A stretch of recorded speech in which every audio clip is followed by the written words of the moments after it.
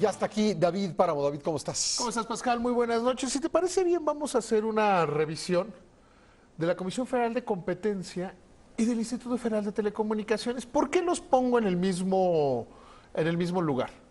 Los dos surgen como parte de la reformación al principio de esta administración, del Pacto por México, e incluso las nuevas atribuciones que se le dan a la Comisión Federal de Competencia derivan de, ¿te acuerdas que la reforma a las telecomunicaciones y la competencia económica, así se llamaba la reforma constitucional, que se divide en algunas funciones y se les dan atribuciones diferentes? Entonces son dos organismos que tienen más o menos la misma naturaleza y que venían a sustituir organismos que no estaban funcionando. La Comisión Federal de Competencia no funcionaba.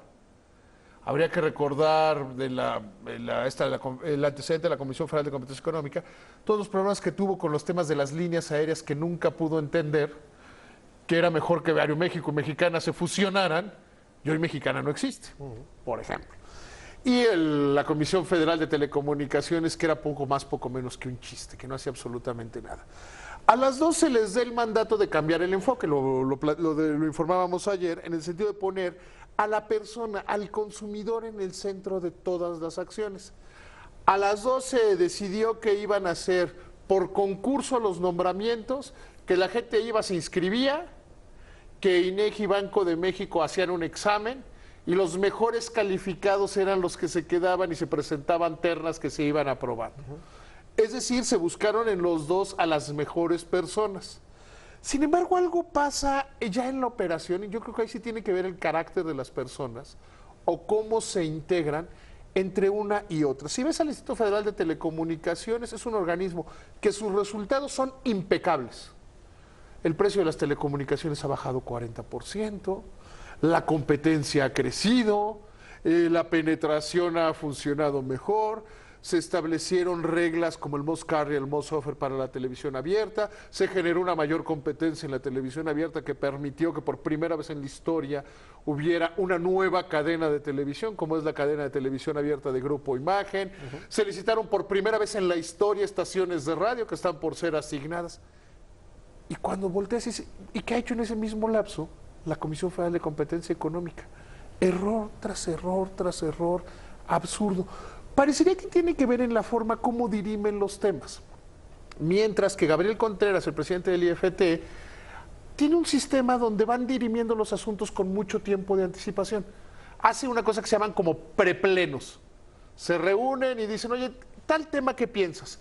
Y los van discutiendo, y los discuten todo lo que sea necesario, y se entienden todas las posiciones y llega el momento de votar. ¿Y en COFESE? En COFESE parece que tiene mucho más que ver el ego.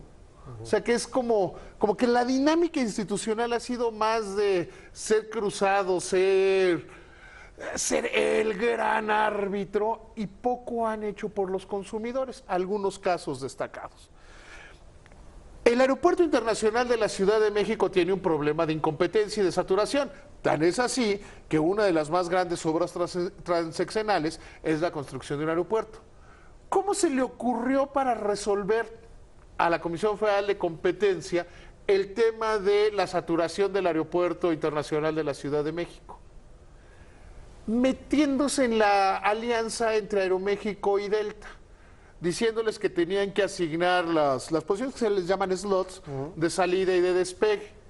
Pero no pararon ahí. Como seguía el problema de saturación del aeropuerto, que no tiene que ver con la alianza, la Comisión Federal de Competencia fue a actuar directamente con el Departamento de Transporte de los Estados Unidos para que ellos le impusieran normas a Aeroméxico y a Delta que mejoraran el aeropuerto de la Ciudad de México. No se resuelve el tema ahí.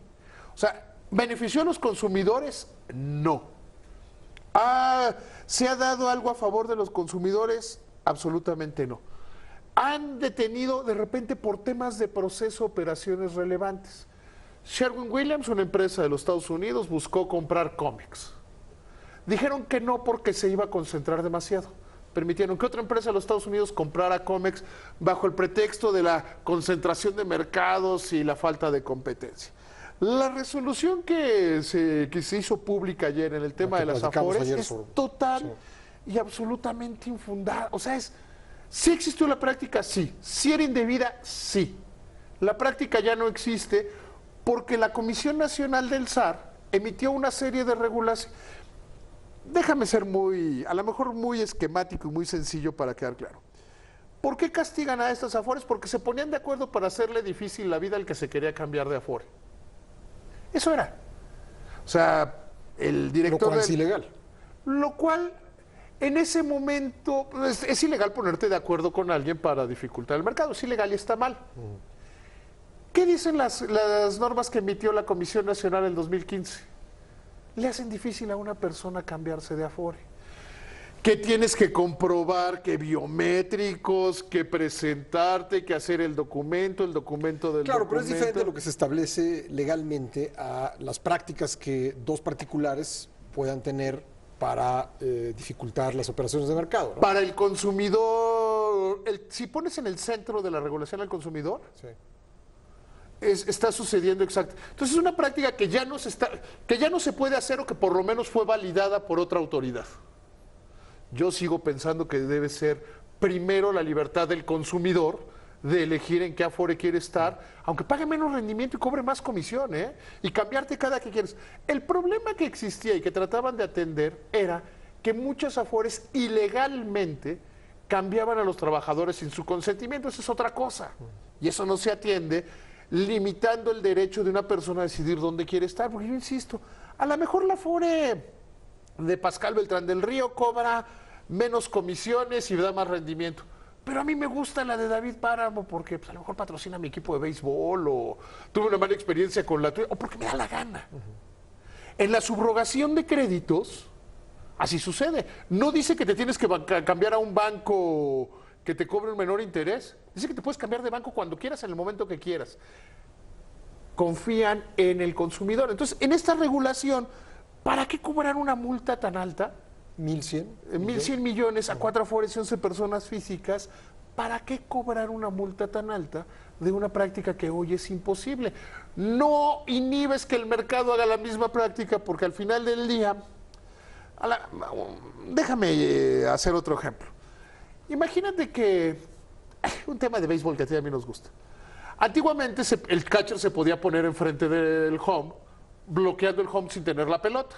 Después de que a Buster Posey, catcher de los Gigantes de San Francisco, le rompieron la pierna, cambió la regla. Entonces imagínate que castigaran a un catcher por volverse a poner enfrente cuando ya no se puede hacer. Ese es el problema de esta regulación. Y yo sí creo que los resultados que le ha dado al consumidor la Comisión Federal de Competencia Económica nada tienen que ver con los grandes resultados que le ha dado el Instituto Federal de Telecomunicaciones. David, Pascal, muchas buen fin de gracias. Buen semana. fin de semana. Gracias, David.